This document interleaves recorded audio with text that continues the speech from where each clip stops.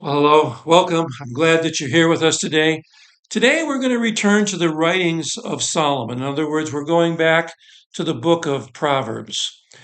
We're going to begin at chapter 25. We're going to read through the very beginning of chapter 27.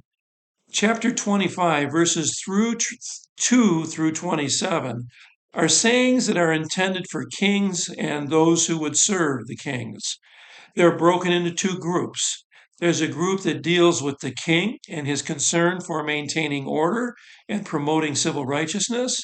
And then there's a second group about dealing with wicked people. In other words, how do you deal with those people who are not righteous, but instead are wicked in the ways that they act and behave?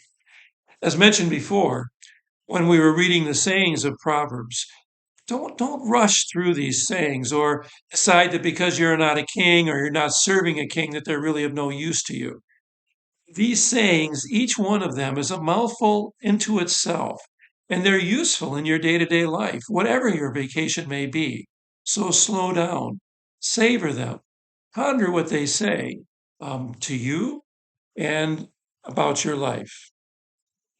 All right, chapter 25, verses 28 through chapter 27, verse 4.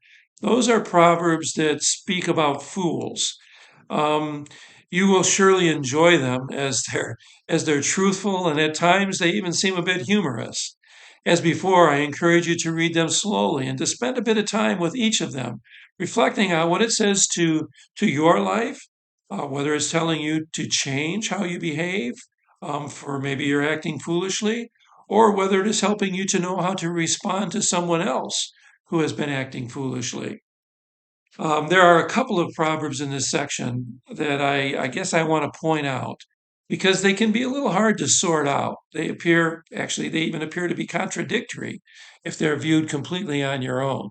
So let's look at verses 4 and 5. It says, do not answer a fool according to his stupidity, otherwise you too will be like him. And then the next one says, answer a fool according to his stupidity, otherwise he will consider himself wise. Well, at first blush, those two verses seem to contradict each other, but understand that they're speaking to different circumstances. Just like we would say, look before you leap, or he who hesitates is lost. We would never apply those two to the same set of circumstances. Same things is true here. So, verse 4 reminds us that arguing with a fool will only make us, well, it's just going to make us like them. It's going to bring us to their level. While verse 5 tells us that we can't always ignore what a foolish person says. Otherwise, other people are going to hear it and they're going to believe that it's true. Well, of course, the interesting part about this is how do you know the difference between the two? We certainly pray that God would grant us wisdom in knowing when and how to apply these two parables properly and rightly. Verse 8 talks about binding a stone in a sling and that it's like giving a fool honor. Now, remember, in Solomon's day, a sling was first and foremost thought of as a weapon. Actually, indeed, it was the very weapon that David used to slay Goliath. So, to tie a stone into a sling rather than just placing the stone in it, so that you can twirl it around and sling that stone, well, it's just going to defeat its purpose, right? Stone's never going to come out. So the purpose of giving honor in the same way is defeated when honor is given to a fool. Verse 13 speaks of a lazy man saying that there are lions in the street or in the public square.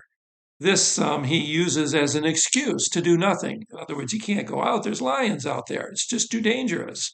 Of course, a lion in the street or in the public square of Solomon's day was really not much more likely than it would be in our day.